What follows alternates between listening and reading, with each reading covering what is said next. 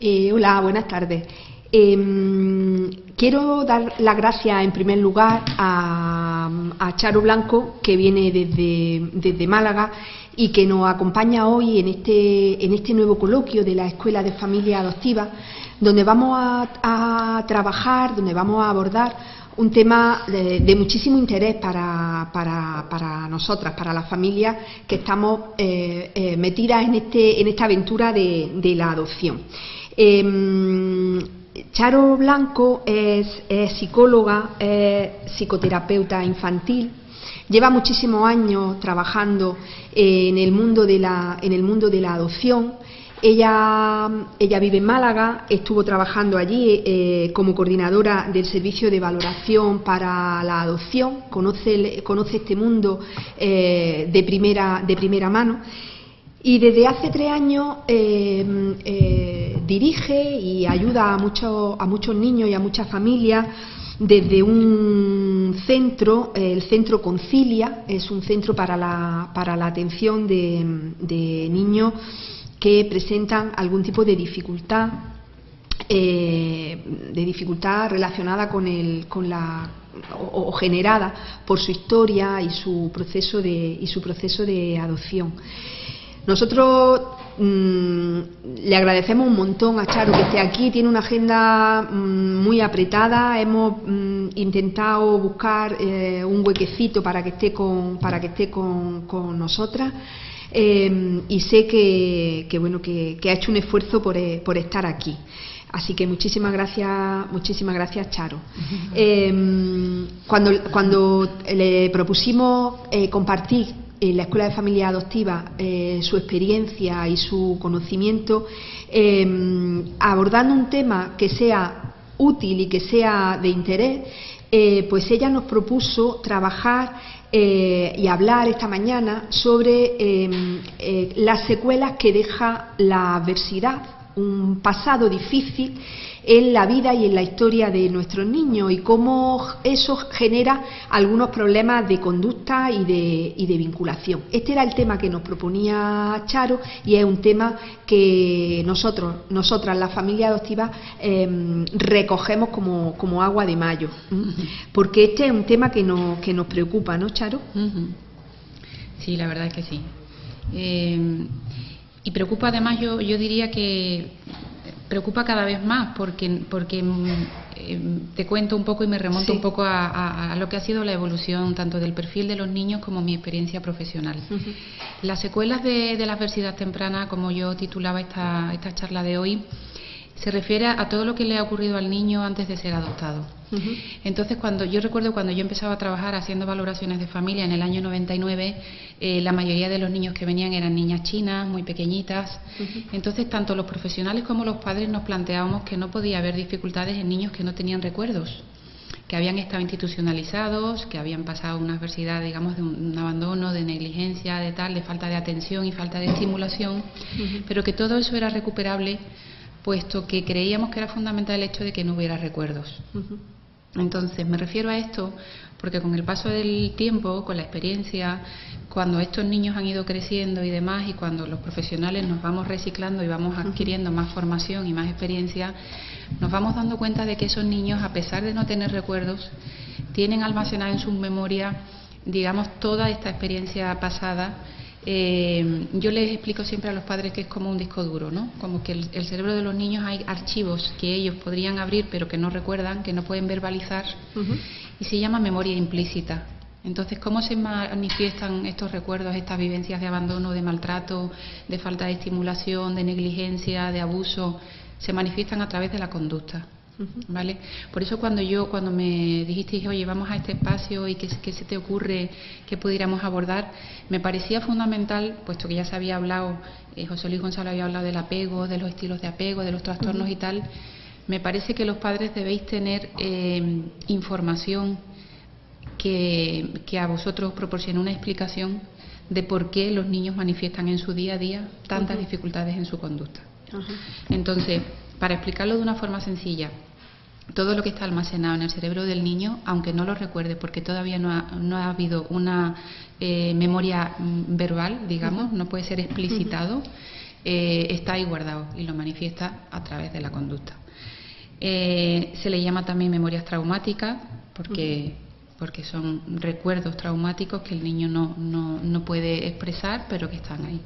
Entonces, los cambios, digamos, abruptos que muchos padres me comentan muchas veces, es que el niño está aparentemente normal, no ha pasado nada en casa o en el colegio, y el niño tiene un comportamiento normal, está tranquilo, y de repente hay algo que no sabemos exactamente qué es, pero hace que en su cabecita algo estalle y pase de 0 a 100 como los coches de carrera en 2 segundos, ¿no? Entonces, la explicación a esto es sencilla desde el punto de vista, bueno, de la psicoterapia, ¿no? Es sencilla en el sentido de que hay algo en la cabeza del niño que le hace conectar con ese recuerdo que está en la memoria implícita, en la memoria traumática, y de repente hace que se descontrole, que se desregule, ¿vale? Estos niños es verdad que tienen falta de control, una falta de regulación emocional, pero sí que es verdad que siempre hay algo. Hay un factor, nosotros le llamamos alarmas, y de hecho trabajamos con ellos el sistema de alarmas para que ellos sepan identificar qué es lo que hace saltar en su cabeza, cuál es el resorte que les hace saltar y explotar y dejar de controlar en ese momento su comportamiento. O sea que nos cuentas y nos explicas que los niños, aunque sean pequeñitos, tienen memoria de lo que ha sucedido en su vida, de la experiencia previa a la adopción, ¿no? Sin duda y que ninguna. eso queda ahí y en algunos momentos como que salta, ¿no? Y nos explica el que sin motivo aparente para nosotros pueda tener un comportamiento que no entendemos. Claro. Y te explico más y te pongo ejemplos para que se pueda entender. Digamos que salta en el momento presente porque hay algo que les conecta con ese momento pasado, con el recuerdo traumático del pasado. Imagínate un niño que está en centro y que ha pasado mucho tiempo solo, ¿vale? El maltrato institucional, sobre todo en adopción internacional, es sabido por todos. Hay orfanatos en países del tercer mundo donde las condiciones de estos niños son extremadamente graves y extremadamente severas, donde la falta de estimulación, ya no el hambre que puede haber o la necesidad a nivel de comida o de alimento o de ropa, sino el abandono y la negligencia absoluta que la falta de estimulación produce en un cerebro infantil. Un niño que ha sido abandonado o que ha sido maltratado o que ha sido dejado solo en una habitación mucho tiempo, cuando tú en el presente, y aunque esté en un contexto de protección y de seguridad, tú por ejemplo le castigas y le apartas de ti o de algún modo el niño se siente rechazado, se siente discriminado, siente que está solo, esto le conecta directamente con ese pasado, con esa vivencia traumática de soledad y de abandono. Y eso hace que el niño, muchos padres me dicen, es que le decimos quédate ahí en tu cuarto, vete a tu cuarto, se lo decimos de forma tranquila, de forma calmada, y el niño explota, porque el niño vuelve a vivir ese abandono y esa soledad que vivió en aquel centro.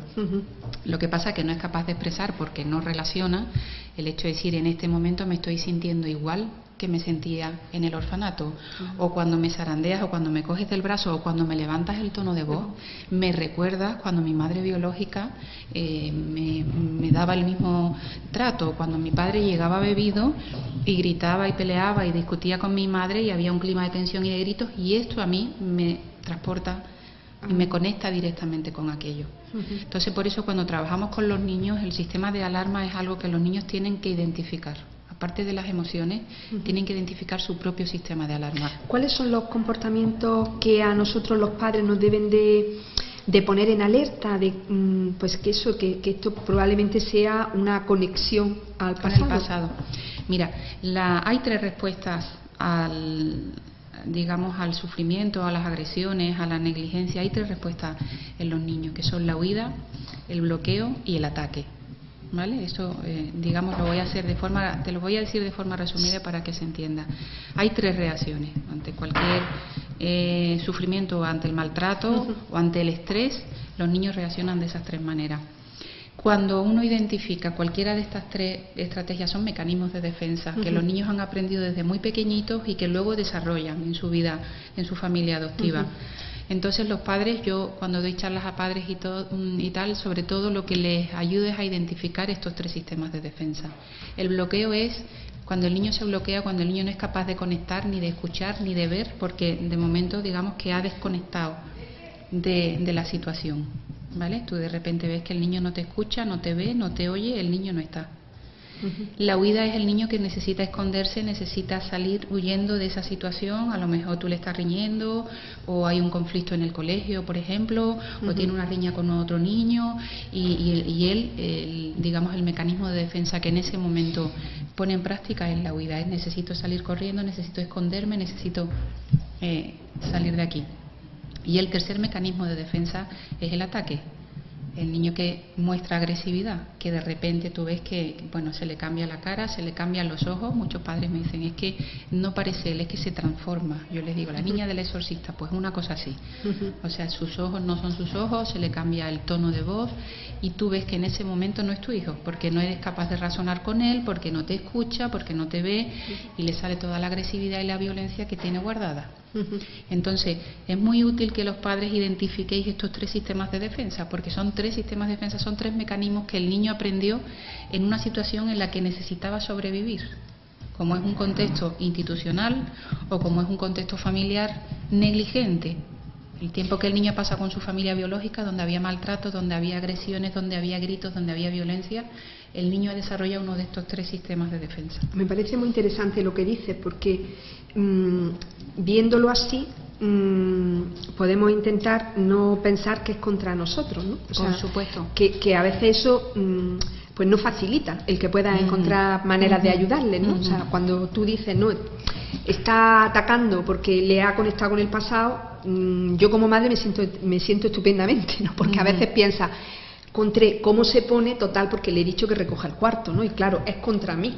Si puedo poner distancia, creo que es más fácil, ¿no? Poder actuar en esa situación. María Ángel, para mí es súper importante, de verdad que era, digamos, uno de los mensajes que siempre en estos contextos de formación o de talleres o de charlas a padres, algo que siempre digo, no se me puede olvidar decir esto: cuando el niño manifiesta cualquiera de estos comportamientos que yo te estoy diciendo, el niño se está defendiendo. El niño está pidiendo ayuda, el niño se está protegiendo, pero en ningún momento te está atacando a ti, ¿vale? Entonces, cuando los padres entienden esto, yo cuando trabajo con los niños en terapia, siempre digo a los padres que trabajamos en equipo.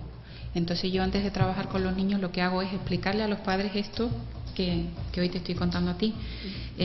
Tú no puedes entender que cuando el niño te insulta, cuando el niño se agrede, cuando el niño te agrede, cuando el niño rompe cosas, te está cuestionando a ti como madre, te está diciendo no lo estás haciendo bien, tú no estás controlando la situación como adulto, ¿vale? Te estoy descalificando como madre. Pero la realidad es que muchas madres y muchos padres se sienten así, se sienten atacados. Cuando los padres entienden que el niño se está protegiendo y que está pidiendo ayuda y que está dañado, digamos que te desculpabilizas a ti misma como madre y dices, bueno, esto es un momento de crisis que al niño le conecta con su pasado y yo tengo que resolverlo y tengo que controlarlo, controlándome yo. Claro. ¿Vale? Pero no tiene que ver conmigo.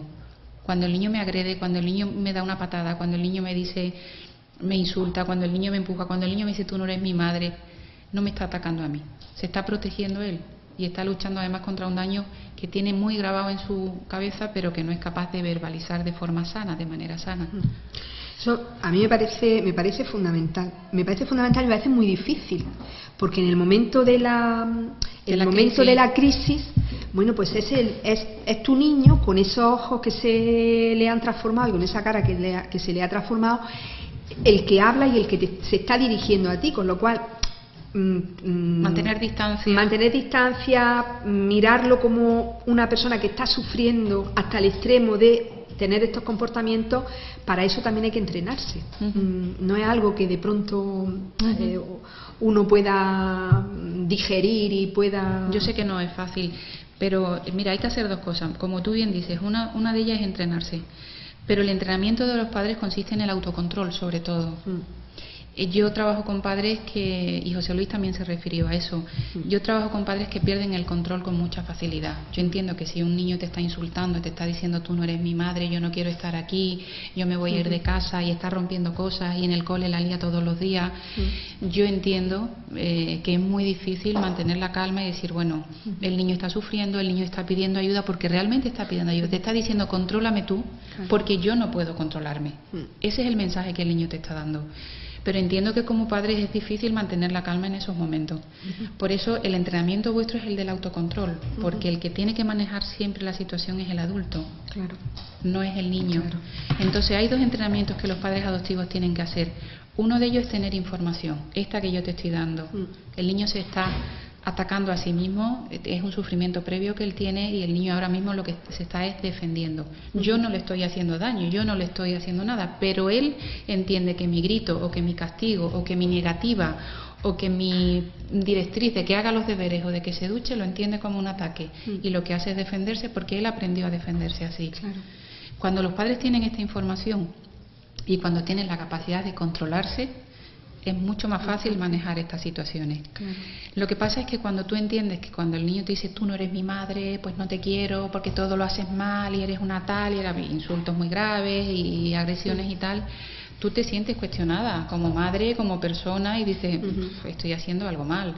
Sobre todo en niños que ya llevan un tiempo en la familia, que tú dices, bueno, ya como que es responsabilidad nuestra. Una de las preguntas además iba en esa línea, ¿no? Es responsabilidad nuestra que todavía el niño se comporte así. No, es el daño que todavía el niño tiene residual en su mente, ¿vale? Y entre todos vamos a trabajarlo, pero sobre todo tenemos que entender que es un daño que el niño tiene. Me imagino que cuanto antes detectemos este tipo de comportamiento y cuál puede ser su origen y actuemos de determinada manera, cuanto antes lo hagamos, antes lo minimizaremos o antes intentaremos paliarlo, ¿no? Sobre todo antes estarás, digamos, dando al niño las pautas que él necesita, que son de contención. De decir, entiendo lo que te pasa, pero contenerlo a nivel físico. Muchos padres me dicen, es imposible. O sea, tú a la niña del exorcista no podrías contenerla. Sí se puede contener, poco a poco, respetando su ritmo y su tiempo. Pero cuando tú mantienes la calma y tú le dices al niño, sé que estás muy enfadado, vamos a resolver esto, vamos a tranquilizarnos, ahora no es el momento de hablar, sé que estás enfadado. El niño lo que está recibiendo de ti es la contención y el control que necesita, porque te está pidiendo que lo contengas y que lo controles.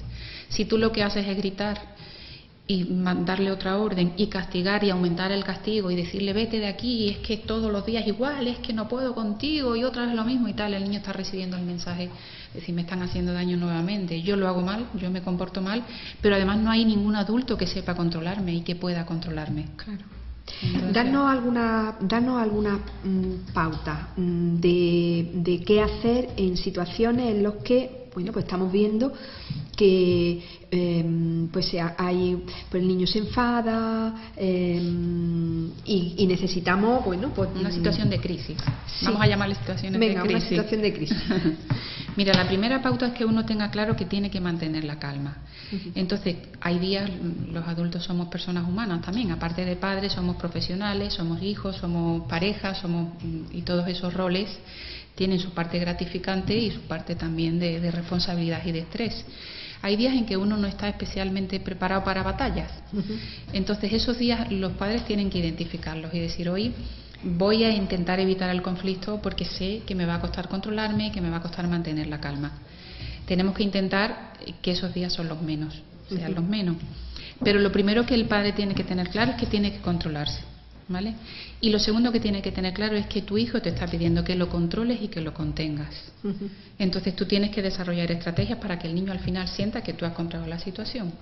Y ya te digo, yo le explico a los padres y les digo, lo primero es decirle, yo sé que estás enfadado, intentar agarrarlo, intentar tocarle y tal. Al principio no se dejan, ¿vale? Pero poco a poco, cuando tú lo contienes, intentas agarrarlo, intentas abrazarlo, el niño te está diciendo de todo, está rompiendo, está fuera de sí. Pero es un niño, tú eres el adulto. Entonces tienes que darles tiempo. Venga, así no podemos hablar, así no vamos a resolverlo, cuando te tranquilices hablamos. Pero que el niño te sienta cerca. No le digas, vete a tu habitación y cuando te tranquilices vuelves. No, porque a él le estás diciendo, vete tú, vete con tu dolor y con tu malestar y cuando lo hayas resuelto eso vuelves aquí. No, el mensaje es yo estoy aquí. Tiene que ser de otra forma, no puede ser gritando, no puede ser insultando, no puede ser rompiendo, pero yo estoy aquí y le vas tocando y le vas acariciando.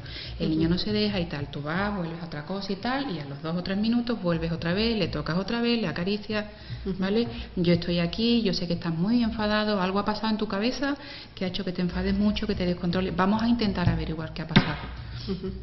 Este tiene que ser el mensaje, pero una vez y otra vez y otra vez.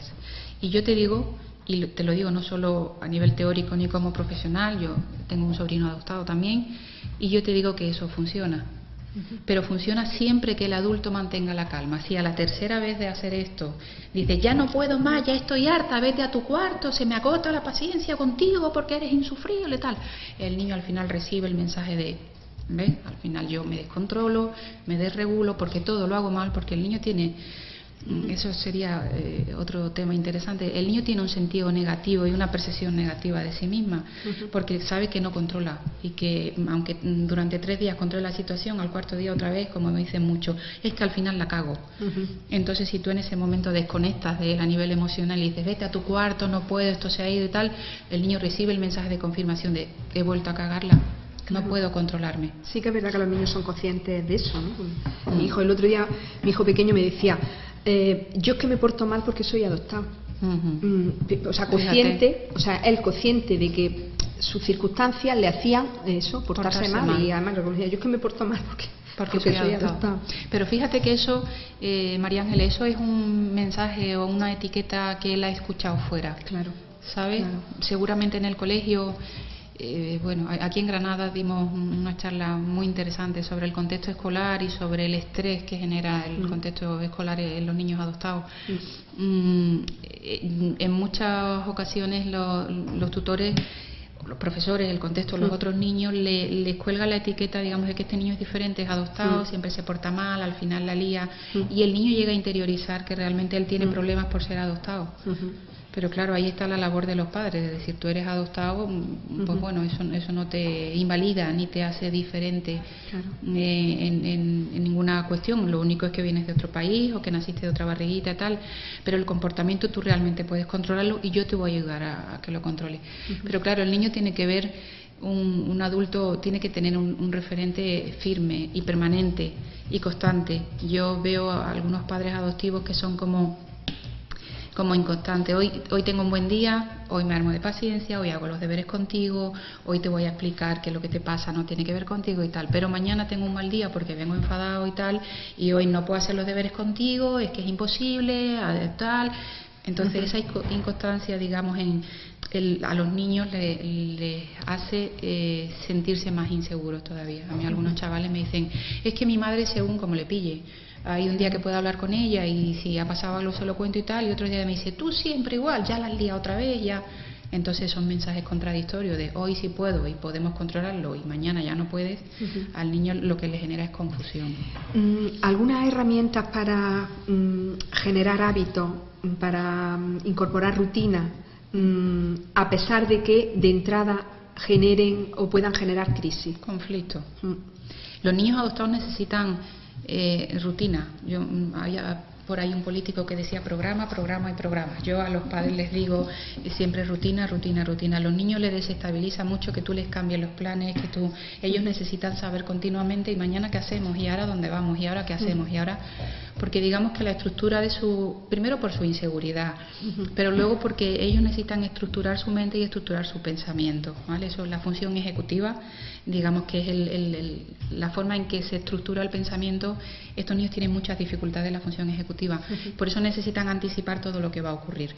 Pero también la rutina y las normas y tal les frustra y les genera mucho estrés. Entonces, las pautas para los padres es que esa rutina y esas normas tienen que estar, hay que explicárselas previamente, ayuda mucho el explicárselas previamente, pero hay que cumplirlas, aunque haya una situación de crisis, pero hay que cumplirlas. ¿Sabes? Entonces es verdad que la rutina es muy importante. Yo les digo a los padres, no podéis saltaros de lunes a viernes, todo es rutina, todos son hábitos, a esta hora el baño, a esta hora los deberes, a esta hora dibujitos, a esta hora se juega, porque si lo sacas de esa rutina el niño se desregula. ¿Cuántas veces un niño que monta un pollo en un bar, en un cumpleaños, en una reunión familiar, porque está fuera, digamos, de su rutina? Y los niños durante los primeros años, sobre todo de la adopción, necesitan rutina, rutina, rutina, para estructurar, digamos, lo que es su pensamiento, para estructurar su cerebro. Me imagino que los problemas o las dificultades son diferentes conforme va avanzando la edad, ¿no? ¿Cuáles son los problemas más frecuentes en niños pequeños? Los más frecuentes en niños pequeños es el control de impulsos. Eso, por ejemplo, los niños de países del este, son niños muy movidos y de hecho tenemos siempre la etiqueta del TDAH con o sin hiperactividad. Yo tengo varios niños medicados en consulta. Son niños que en cuanto entran en la escuela, en casa son niños movidos, uy, este niño cuando llegó y tal, pero llegan a la escuela y dicen hay que hacer algo con este niño porque el niño no atiende, el niño no trabaja, no hace las fichas y tal. Cuando son más pequeñitos, la principal dificultad, la principal demanda que a mí me hacen los padres es que son niños muy movidos. La falta de control de impulso, niños que no ven el peligro, que tú les explicas todos los días que te tienen que dar la mano antes de cruzar la carretera, que no pueden subirse en tal sitio porque se hacen daño y tal, y el niño es como que no aprende, no interioriza, digamos, normas básicas que otros niños han interiorizado desde muy pequeñitos. Esto tiene que ver también con la función ejecutiva. Entonces, cuando son más pequeñitos, sobre todo son problemas de impulsividad, de control de impulso, de falta de atención también. Cuando son más mayorcitos, digamos que continúa ese control de impulso, sobre todo en el colegio, porque son niños que, digamos que la madurez y la evolución de estos niños es a diferentes niveles que el resto de niños de su edad. Hay niños que maduran a lo mejor en psicomotricidad, la lectura, son niños, yo tengo niños súper inteligentes que leen y escriben, las matemáticas se le dan y tal, pero luego algo tan básico como es relacionarse con su grupo de iguales. Hay normas que están implícitas para jugar, para relacionarse con otros niños y tal, que ellos no las han integrado todavía. Entonces lo que hacen, yo les llamo niños satélites. Son niños que se van de un grupo a otro, pero no saben relacionarse de forma adecuada con otros niños. Más que nada lo que hacen es molestar. Y entonces a partir de los 7, 8, 9 años, tú te das cuenta de que realmente no tienen amigos. Porque por eso yo les llamo niños satélites, porque saben jugar o acercarse puntualmente porque tienen la necesidad de tener amigos, pero no saben relacionarse con ellos. Entonces los problemas de sociabilidad, digamos, son los que aparecen después. Y luego en la preadolescencia y la adolescencia, problemas emocionales, problemas de identidad, problemas de rechazo hacia la identidad adoptiva. Si hay rasgos étnicos diferentes, realmente les genera, en la mayoría de los casos les genera mucho sufrimiento. Yo no me identifico con mi padre y con mi madre, y sobre todo hay una necesidad de conocer la historia previa. Yo trabajo con niños de Etiopía, con niños de Colombia, que son muy diferentes de rasgos étnicos y tal, niños de Etiopía que tienen recuerdos de una abuela, de una tía biológica y tal, y realmente añoran y sufren muchísimo por lo que perdieron. Esa añoranza y ese sentimiento de pérdida y esa tristeza empieza en la preadolescencia, y yo cada vez lo veo antes.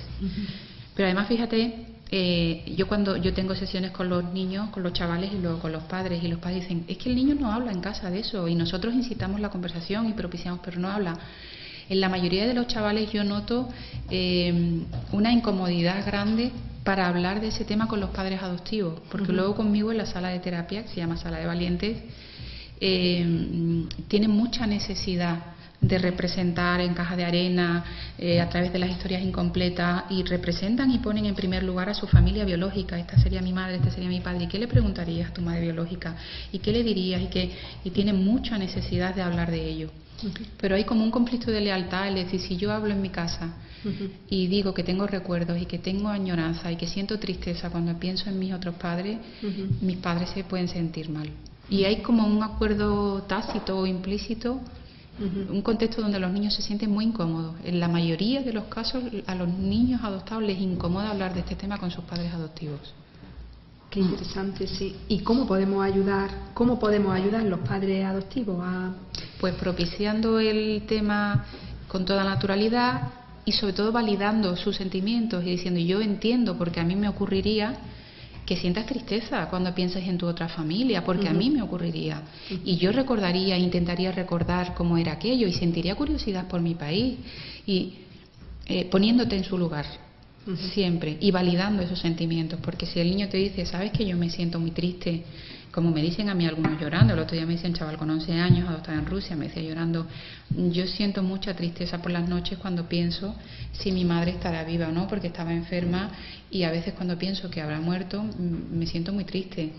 Y le digo, ¿y se lo dices eso a tus padres? Y dice, no, porque no quiero que ellos se pongan tristes por eso. Entonces, si estos padres fueran capaces de decirle, ¿alguna vez piensas en tu madre biológica? ¿Te sientes triste cuando piensas en ella? ¿Te preguntas cómo estará ella? Validando sus emociones y dándolas por buenas. Es que es normal que te sientas así. Eso a ellos, digamos, que les legitimaría sentir lo que sienten.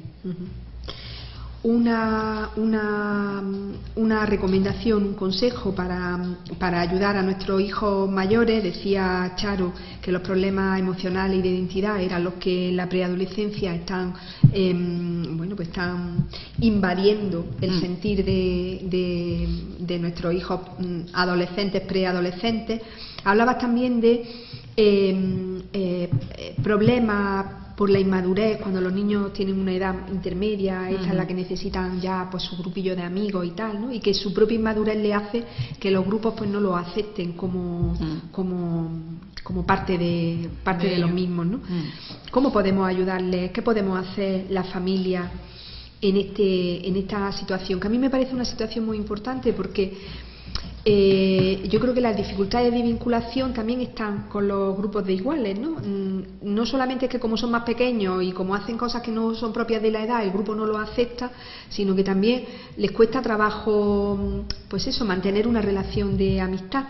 Y en mi experiencia a mí me preocupa mucho, porque eso luego se mantiene, luego se lleva a la adolescencia, se lleva, y claro, ahí también hay otros problemas, ¿no? De estar eso,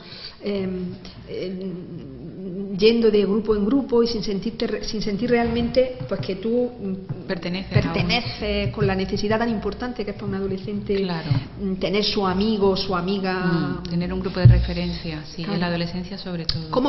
¿Qué podemos hacer cuando son más pequeños, pues para que puedan de verdad integrarse en un grupo, sentirse que forman parte de su grupillo de amigos? Mira, esto es algo que yo trabajo mucho en la consulta, porque es algo que se da con mucha frecuencia a los niños, y a los padres les genera mucho sufrimiento cuando van viendo que tanto con los amiguitos, con los niños del barrio, con los primos, digamos, hay una edad en la que no hay diferencia, a los 3, 4, 5 años pues todos juegan y tal, pero cuando empiezan a diferenciarse, digamos que el niño se queda un poco aislado. Esto se da, como te digo, por la falta de madurez, porque estos niños las reglas de interacción del juego no las han aprendido. Entonces lo que hacen es molestar, y cuando los niños molestan a otros, los otros lo rechazan. Por un lado se da la inmadurez, y por otro lado se da la falta de confianza generalizada en las relaciones. A lo que tú te refieres con la vinculación, digamos que ellos han interiorizado una falta de confianza en general. Entonces, como que no confían mucho más en adultos que en los niños. Los niños no podemos olvidar tampoco que no ayudan en muchas ocasiones. O sea, los niños son muy crueles, eso lo decimos siempre, pero es que es verdad. Los niños son los primeros que dicen: tú no juegas porque no sabes, tú no juegas porque eres negrito, y tú no haces esto porque yo no quiero, ya. Entonces, un niño que tiene dificultades para integrarse y que tiene dificultades para identificar sus emociones, si siente rechazo y le dicen 3 veces en el colegio: tú no juegas porque eres tal, al final termina integrando que él no pertenece a ese grupo. Algo que para mí es fundamental que debéis hacer los padres, quitar dramatismo a eso. Yo me encuentro con muchas madres que se pasan la vida diciendo: pues no te juntes con fulanito, ¿qué te ha dicho? Que tú no juegas con él. Van mañana a hablar con la profesora, van a hablar con la madre de ese niño. Están haciendo un drama de algo que los niños van a resolver por sí mismos, solos y en cuestión de tiempo. Entonces los padres tenéis que aceptar que a nivel de sociabilidad hay una inmadurez generalizada en los niños, sobre todo que vienen de centro y que han estado mucho tiempo en centro, porque han sido niños que no han sido ni amigos ni compañeros, han sido supervivientes en un centro, sobre todo en adopción internacional. Entonces no han aprendido a jugar, a compartir, no han aprendido actividades de ocio, a compartir juguetes y tal. Y hay una inmadurez que con el tiempo va evolucionando, pero es verdad que es cuestión de tiempo y de paciencia. Yo diría que quizá una de las dificultades mayores, y que los padres viven con más angustia. Pero no hay que dramatizar ni hacerle ver al niño que si fulanito le dice que no juega y tal, no se junte con él. Y que si el menganita le ha dicho tal, que ese niño es malo y tal. No, mira, no pasa nada, a lo mejor tú también les molestas y por eso hoy no te han dejado jugar. Siempre hay que decirle al niño: tú tienes que integrarte, no molestes, intenta jugar a lo que ellos juegan, y ya verás como poco a poco van siendo tus amigos y tal. Pero haciéndole ver que ellos también son parte de esa dinámica, que a lo mejor si él llega, da un empujón o quita un juguete o le pega al otro, pues el otro no quiere jugar con él. Y me encuentro con muchas madres que culpabilizan al contexto: es que este niño tal, voy a hablar con la madre, voy a hablar con la profesora, cambio al niño de colegio. No, tú tienes que preparar al niño para el mundo, no puedes preparar el mundo al niño, ¿no? Claro. Y es verdad que niños que vienen de centro son muy maduros a nivel de interacción social, pero ya te digo que eso va mejorando. Hay aspectos que van mejorando más rápidamente y otros más lento. Y en la adolescencia, por ejemplo, hay mucha inseguridad. Los vínculos que no se han forjado de manera segura y de manera sólida antes de la adolescencia, en la adolescencia le genera a los niños una situación de aislamiento, es decir, no pertenezco a ningún sitio. Yo tengo niños que dicen, con mi familia no me identifico, y en mi grupo de iguales es que no cuentan conmigo para nada. Entonces hay una falta, digamos, ahí de seguridad, el modelo interno que ellos tienen, la percepción es negativa, tampoco han creado vínculos sólidos con sus padres, ¿sabes? Son una serie de condicionantes las que hacen que un adolescente esté aislado. Cuando hablabas de sobrevivir en un centro, ¿no? En muchos de nuestros niños, estaba pensando que algunas de las conductas que a nosotros nos sorprenden, ¿no? y nos incomodan y nos generan mucho sufrimiento, pues probablemente tengan una explicación en eso, ¿no? Conductas concretas como y en la relación con sus iguales son un problema, como mentir, como robar, y eso, bueno, pues probablemente tenga una explicación también como estrategia de supervivencia que hay que ir desactivando desde la comprensión, ¿no? Sobre todo de la comprensión, no desde el castigo. Esa es la primera premisa, María Ángeles. Yo tengo muchos niños que mienten y que cogen cosas. Yo nunca les digo que roban, porque la madre o el padre llegan diciendo, es que miente y roba. Y les digo, bueno, miente, pero cogen cosas que no son suyas. Claro. Eso es lo que hacen y eso es lo que vamos a intentar cambiar. Robar, el que roba es un ladrón. Ellos no roban con la intencionalidad de un ladrón, con lo cual no podemos llamarle robar. No me gusta nada esa palabra. Mira, ¿Por qué hacen estas cosas? La explicación no es sencilla y no es fácil, ¿eh? O sea que ni yo misma sabría decirte por qué un niño miente, por qué roba. Pero te voy a decir por qué. Porque muchos de los niños mienten sin saberlo.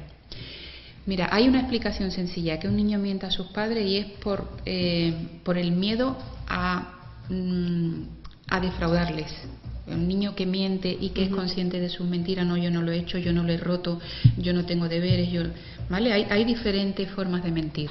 No quieren defraudar a los padres, entonces no quieren ganarse un castigo, no quieren una reprimenda, no quieren tal, y voluntariamente y conscientemente mienten. Y hay otros niños que mienten y no son conscientes de las mentiras, ¿vale? Porque son niños que viven en la fantasía. Podríamos hablar también de la disociación, lo que pasa que sería quizás salirnos un poco del tema.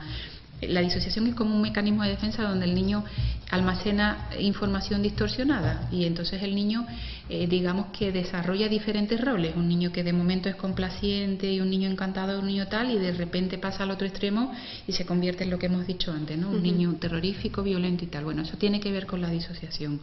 La mentira también tiene mucho que ver con la disociación. Hay niños que mienten y no se dan cuenta y no son conscientes. Yo tengo niños que mienten y se creen las mentiras.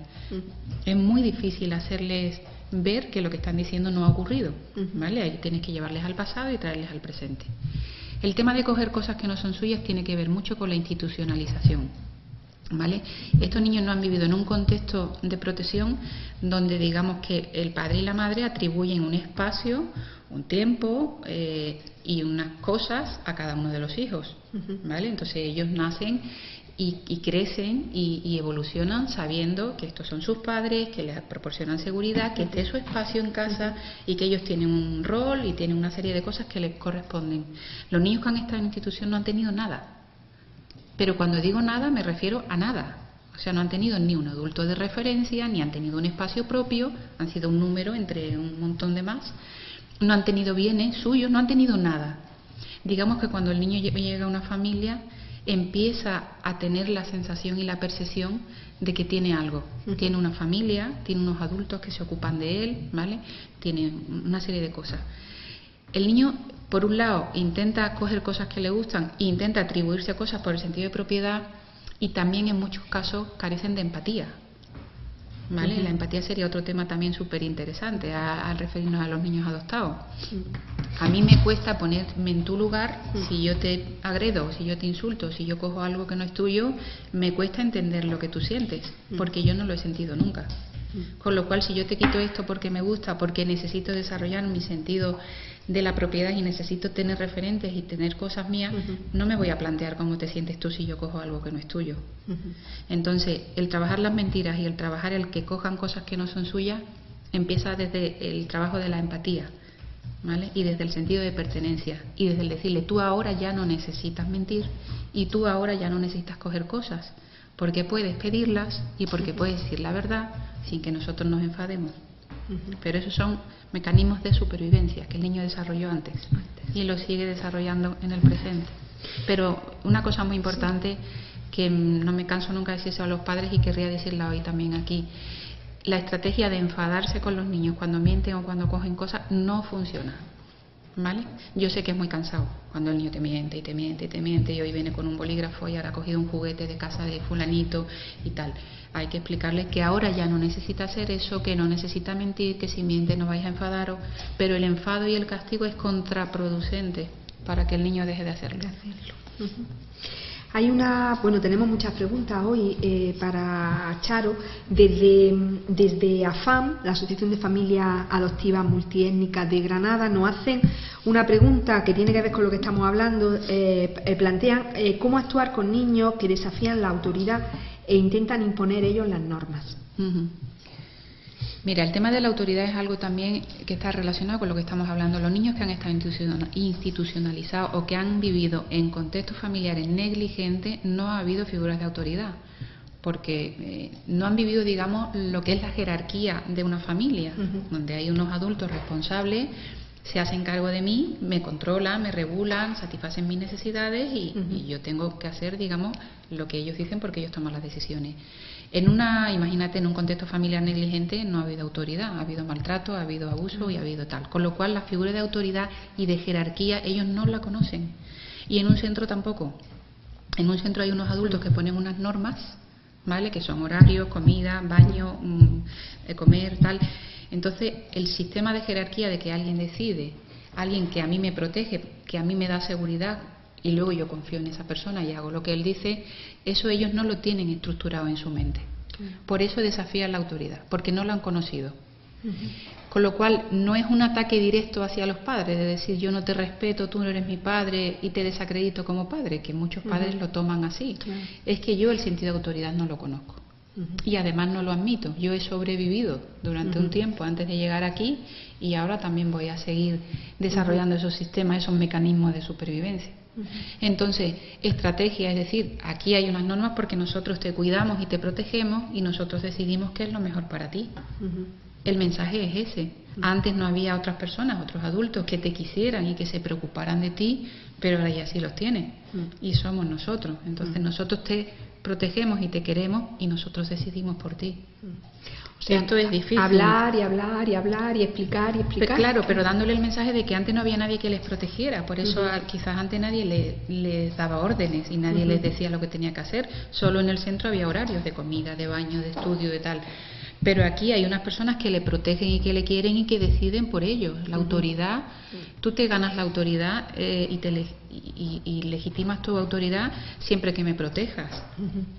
Y la protección implica también decir las cosas de buena manera, porque tú le puedes decir a tu hijo la cosa más sensata del mundo, pero si se lo dices gritando o insultándole, has perdido la autoridad y has perdido la razón. Y yo esto es algo que trabajo mucho con los padres. Es que cuando ya no puedo más, tal, vale, sí, pero explícame la situación y tú cómo reaccionas. Al final termino gritando, entonces has perdido la autoridad. Tú no puedes exigirle a tu hijo que no te grite, que te hable con respeto, si tú no lo haces.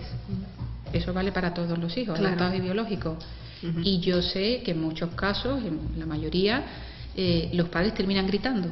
Entonces, una de las estrategias principales, no gritar. Y me dirán, Charo, claro, qué fácil.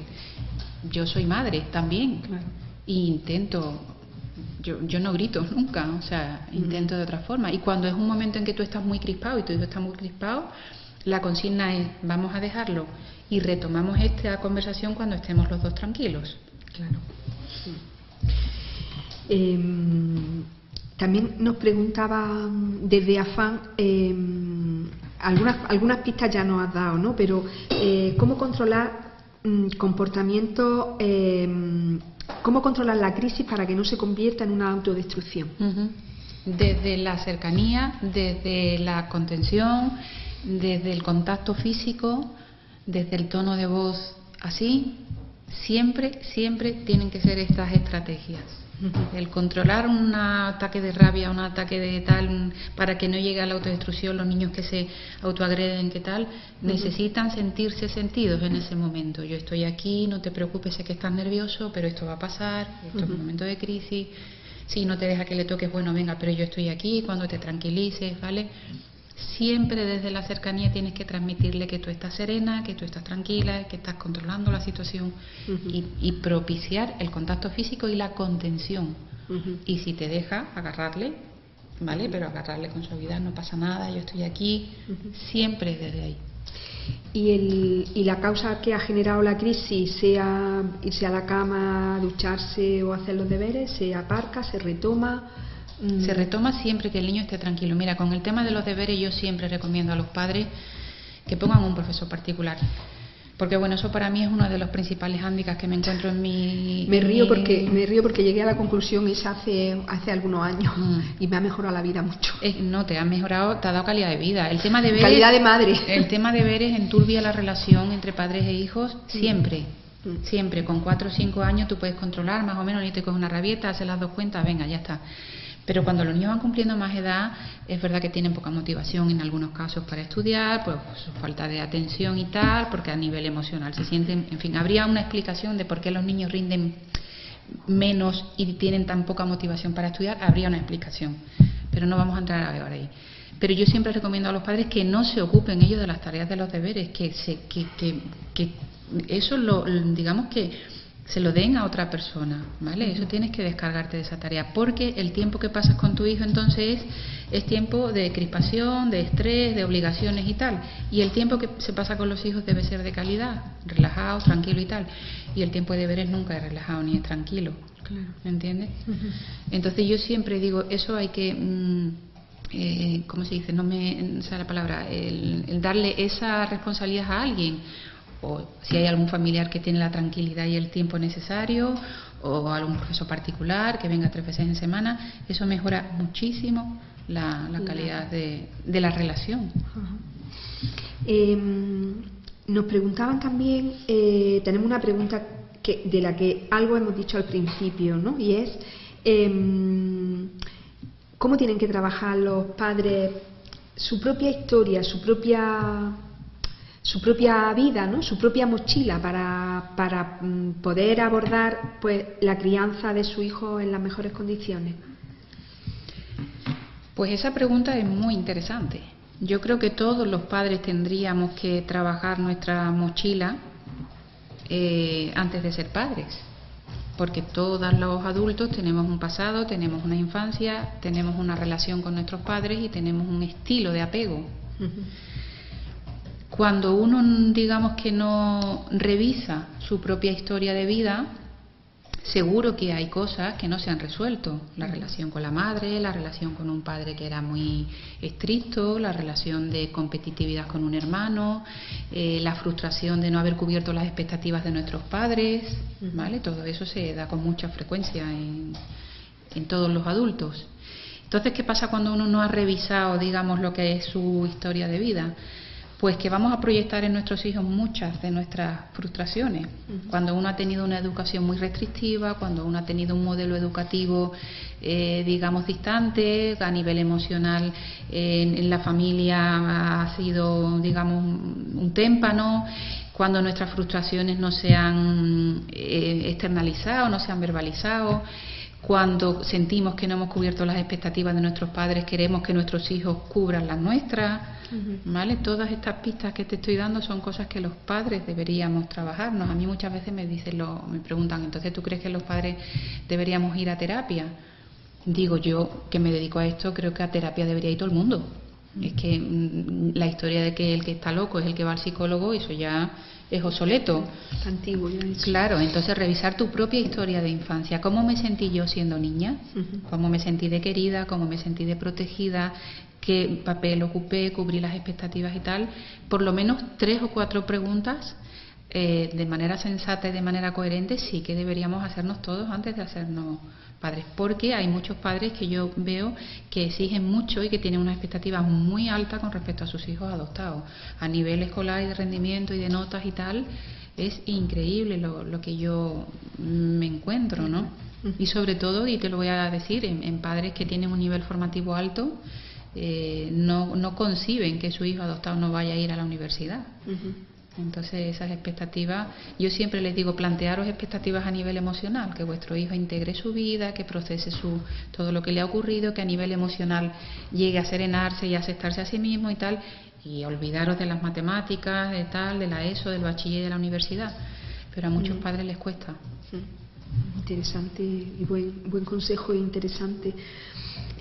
Charo, hemos hablado aquí en estos coloquios con otras personas expertas en temas de adopción sobre un tema que a la familia nos preocupa desde antes y nos preocupará siempre, ¿no? Y es el tema de la vinculación, de qué hacer y sobre todo qué no hacer pues para facilitar pues la vinculación afectiva con nuestros hijos y de ellos con nosotros, ¿no? En ese sentido, esa es la pregunta. Esa es la gran pregunta del millón. Esa es la del millón. La pregunta del milloncísimo. Dinos algunas claves. No quiero terminar este coloquio ni que te vayas, aunque queremos verte mucho por aquí, sin que nos diga un poco cuál es tu visión, tu experiencia sobre este tema de la vinculación. ¿Qué hacer? ¿Qué hacer y qué no hacer? ¿Y qué no hacer? Vale, pues voy a empezar por lo que no hacer, ¿vale? Lo que no hay que hacer es forzarla, ni esperarla, ¿vale? José Luis Gonzalo decía, al principio ni buscarla, ni vincularse con los niños y tal. Estoy de acuerdo con él, pero yo lo expresaría de otra forma. Yo diría, no hay que esperarla, la vinculación. Porque no es natural, porque el niño al principio lo que necesita de ti es protección, es seguridad, es que le cuides, tal, lo que necesitan todos los hijos de todos los padres, ¿vale? Lo que pasa es que es antinatural porque este niño no puede estar vinculado contigo puesto que no te conoce, pero ni tú con él, puesto que no es algo tuyo, ¿vale? Y la vinculación biológica surge, como la biología está diseñada, tú generas un ser y te vinculas con ese ser. Entonces no hay que esperar la vinculación con los niños, hay que protegerlos, hay que cuidarlos, hay que tratarlos bien y tal, y saber que la vinculación llegará con el tiempo. Pero a veces los padres están tan necesitados de saber que el niño les quiere, que se confunden, porque el niño lo que sí que hace es que les necesita. Por eso, pasado un tiempo, cuando de repente un niño un día les dice una cosa muy cruel, yo escucho a muchos padres que me dicen, es que parece que no nos quiere, que solo nos utiliza. Y yo les digo, no os utiliza, es que os necesita, más que os quiere. Pero eso pasa con todos los niños. Mis hijos me necesitan más que me quieren.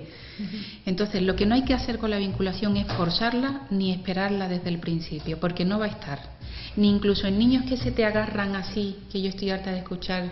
Mi niño, yo llegué al orfanato el primer día, se agarró al cuello, yo no podía ni hacer pipí porque no me dejaba. Desde el principio, desde el primer día, hubo un apego entre nosotros y tal.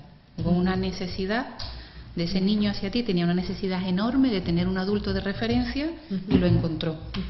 Pero la vinculación, el apego es otra cosa. El apego es yo confío en ti, yo me siento protegida por ti y yo me preocupo por ti y te cuido también, ¿vale? Eso sería, digamos, un vínculo sano. Eso tarda en llegar, eso tarda. Y además hay momentos donde hay interrupciones, donde uno siente que no se ha creado el vínculo y se siente como un mero instrumento. Dice, mi hijo me necesita cuando quiere algo, está cariñoso, está complaciente y tal, y cuando no, como que no me necesita, ¿vale? Estos niños tienen, digamos, dañado el sistema de vinculación, porque han interiorizado desde muy pequeños que han sido abandonados, que las personas que debían protegerles primero les han hecho daño y después les han abandonado.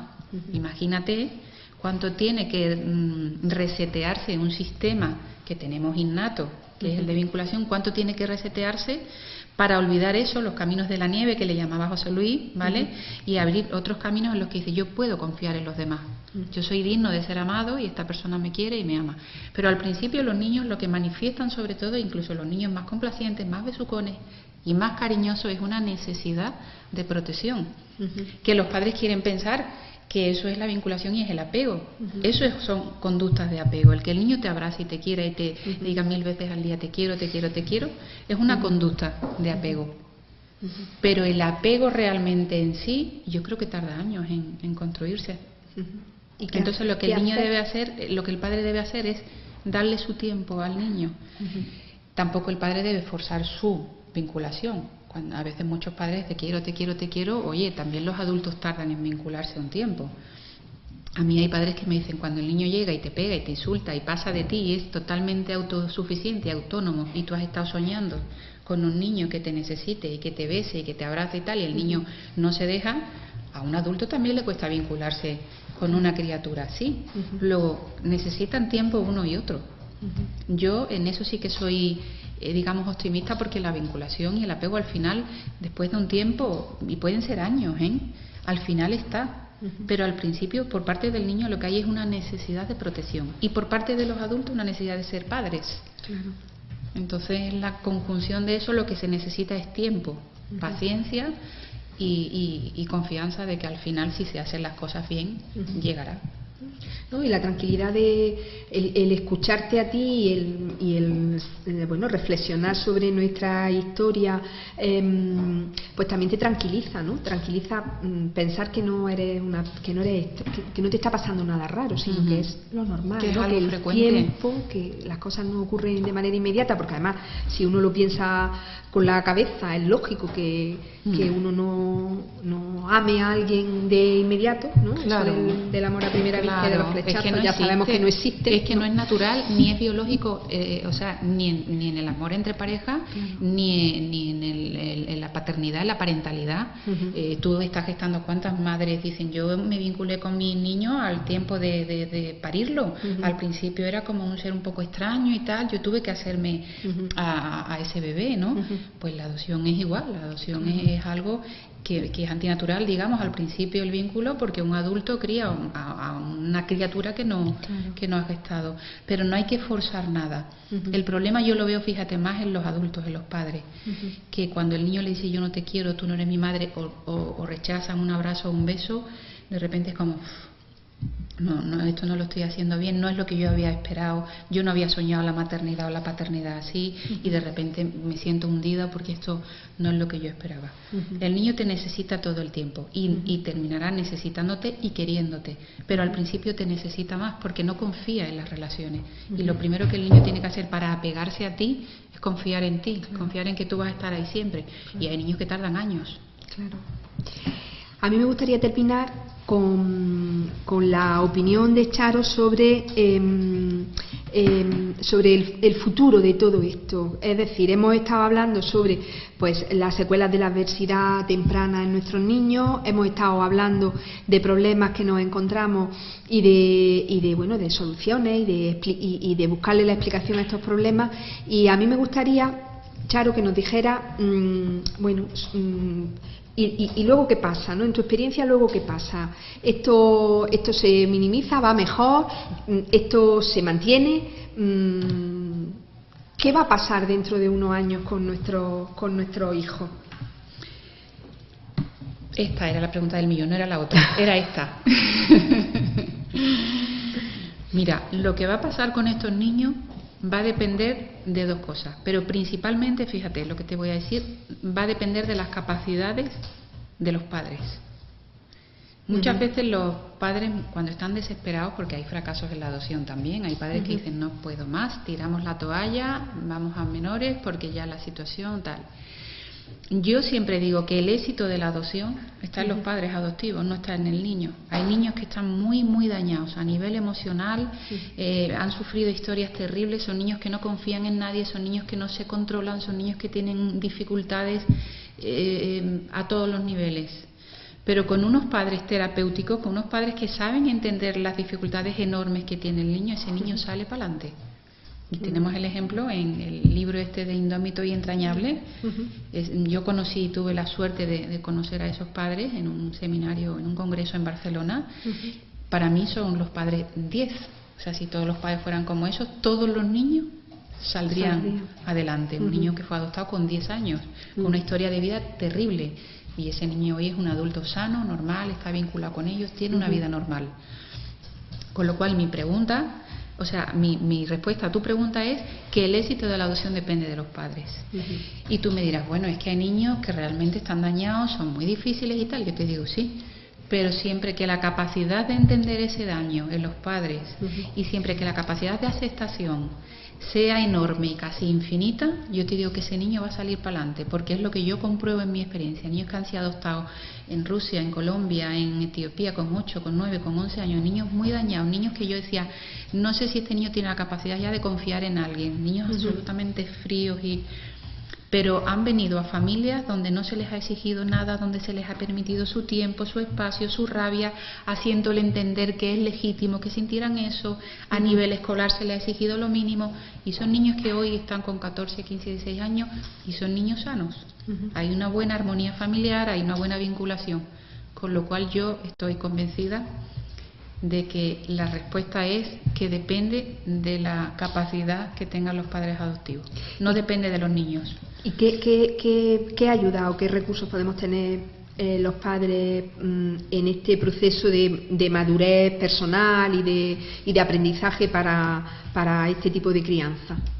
Pues mira, saber que este tipo de crianza tiene diferencias en la mayoría de los casos adoptados. Hay familias adoptivas que apenas tienen dificultades, pero en la mayoría de las adopciones el aceptar que va a ser una crianza diferente, ¿vale?, a otros tipos de niños, y que va a haber dificultades. Eso es lo primero que hay que aceptar, y que las expectativas que uno se había creado como padre seguramente no se cumplan.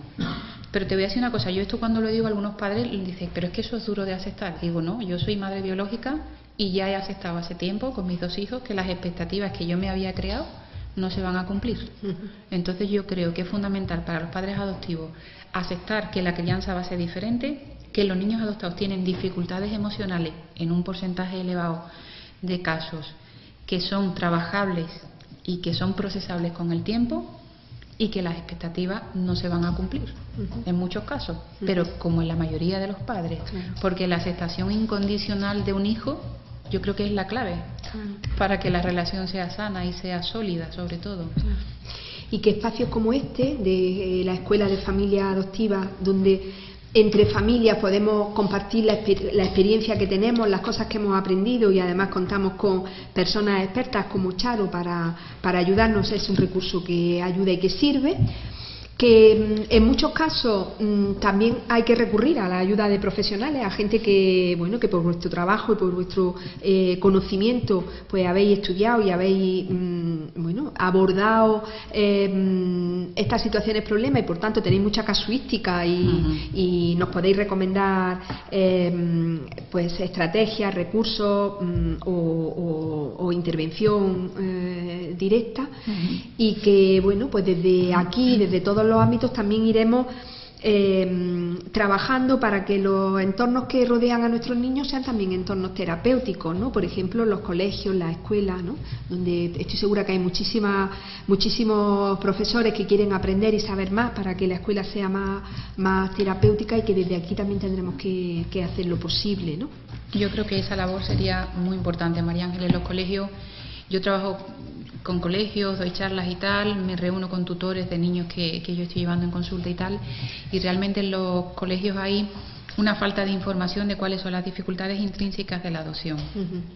Aunque los comportamientos de los niños adoptados sean parecidos a otros niños, el niño que es hiperactivo, el niño que es más introvertido y tal, pero el origen de estas dificultades tiene que ver con la adopción, y muchas veces en los colegios hay una falta de información y una falta de sensibilidad hacia las necesidades de estos niños. Yo te digo que el colegio es uno de los contextos más estresores para los niños adoptados, es uno de los caballos de batalla más complicados, y es donde peor lo pasan. Algunos padres me dicen, mi niño llega del colegio y parece que viene de la guerra, viene enfadado, viene cansado, viene sin fuerza, con la batería descargada.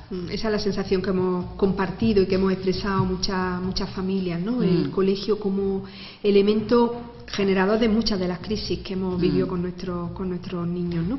Y tenemos que pensar en cómo ayudar a los colegios y a los profesores a entender, a comprender y por tanto hacerlo de otra manera. Estoy segura que hay mucha gente esperando esa información. Charo, no sé si se nos ha quedado alguna cosa importante que tú querías transmitirnos y que no haya salido en el transcurso de esta conversación, de este coloquio. Bueno, me gustaría primero dar un mensaje positivo en el sentido de que cuando yo decidí hace 3 años que iba a hacer este tipo de trabajo y de terapia con los niños es porque creí sinceramente que había posibilidades de recuperación y de evolución positiva en niños que estaban muy dañados, porque cuando yo hacía seguimientos y veía niños pequeñitos y tal, como que todo era fácil y tal, pero pasados unos años ya empiezas a ver que hay dificultades importantes. Y yo realmente cuando conocí la forma de trabajo de Jorge Barudi del Centro Exil en Barcelona, yo confié y creí en esa forma de trabajo, en esa terapia, y a día de hoy puedo confirmar que hay niños que van realmente bien. Yo sé que todo esto que hemos estado hablando hoy aquí, sobre todo las pautas que tú me pides para los padres, sé que no son fáciles. Porque los niños, algunos niños que están muy dañados, te ponen retos y te ponen retos diarios, y eso es cansado y es agotador, porque uno cuando se plantea la maternidad y la paternidad se lo plantea como una responsabilidad, pero también como una gratificación.